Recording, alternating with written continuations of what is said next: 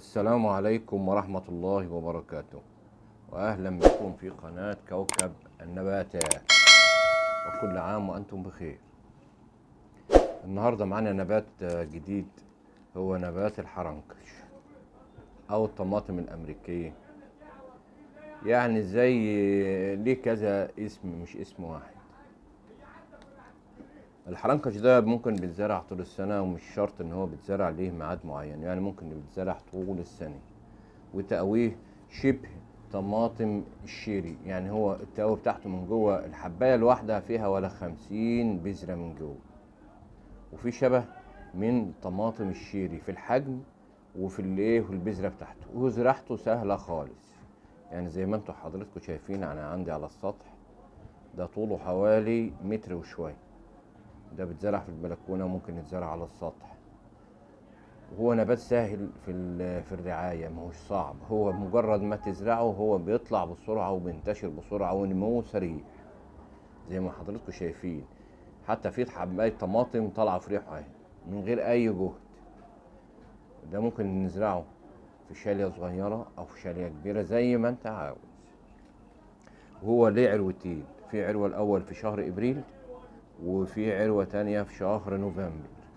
بس هو انت مجرد ما بتزرعه وتنه طول السنة شغال، وطول السنة بيجيب ثمار، وثماره ممتازة جدا.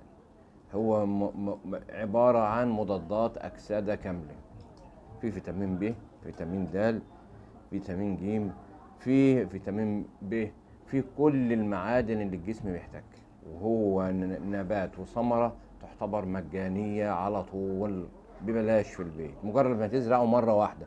وبذوره سهلة جدا، مجرد هتجيب هي نبات واحد من أي بياع ماشي، وهتفتحها هتلاقي جواها حوالي 50 بذرة جوه النبات. من جوه البذرة هتاخدها في أي تربة بسيطة، وهتقطعها حتت صغيرة وتحطها بذرة في بذرة وترويها. مجرد يومين 3 أسبوع بالكتير هتلاقيها طلعت.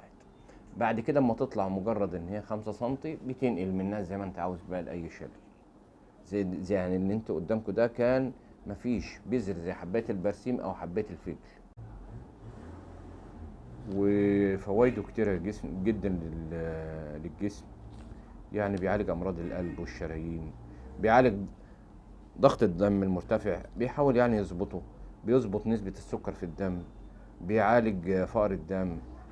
هو بيساعد في إدرار البول، بيقوي الجسم والذاكرة، بيعالج المناعة، يرفع المناعة، وبيحسن من الاكتئاب. هو نبات كويس ورعايته سهلة خالص، ويدوبك عاوز الري باعتدال بس. هو يتم طول السنة ناخد منه، طول السنة هتننا ناخد منه ثمار ببلاش. يعني ده حرنكش ببلاش عندنا على السطح او في البلكونة. وانا انصحكم ان احنا نزرعه. انصحكم ان احنا نزرعه على طول عندنا في البيت. هو يتزرع مرة واحدة ومش هيكلفك حاجة. وطبعا الزراعة في المنزل ممتازة. وبالنسبة للسماد هو ما بيحتاجش، ممكن السماد NPK، او لو ما عندكش بعد مخلفات المطبخ وتتحط في ميه لفترات حوالي 3-4 ايام، هي بتتحول لسماد طبيعي وممكن نروي بيه كل اسبوع مرة او كل 10 ايام. ويا ريت نظلل عليه اما يكبر في الحر الشديد. في اوقات الذروة للحر الشديد ممكن لو في جدار نقربه من الجدار شوية، بحيث يبقى فيه النص اليوم ظل والنص التاني ايه جو معتدل كويس. ولو في حد عنده امكانية ان عنده شبكة نت من اللي هي السمرة، دي بتخفض الحرارة بنسبة حوالي 65%، يعني النص. وهو مش عاوز غير كده، وهو سهل في الرعاية وانصحكم ان انتوا تزرعوه. والثمار بتاعته زي ما انتوا شايفينها لسه خضرا، لسه يعني كمان حوالي اسبوعين كمان هتلاقي الورق اللي هو الغلافه البرانيه دي بتحاول تصفر. واما تصفر تفتح الثمره هتلاقيها بدات تصفر خالص، وتبقى جاهزه ان كلنا ناكلها بقى بعد كده طبيعي. وبكده وصلنا لاخر الحلقه. ويا ريت اللي ما اشتركش في الحلقه قبل كده يشترك معانا ويعمل لايك وشير. واتمنى اني اكون فدتكم، وكل عام وانتم بخير.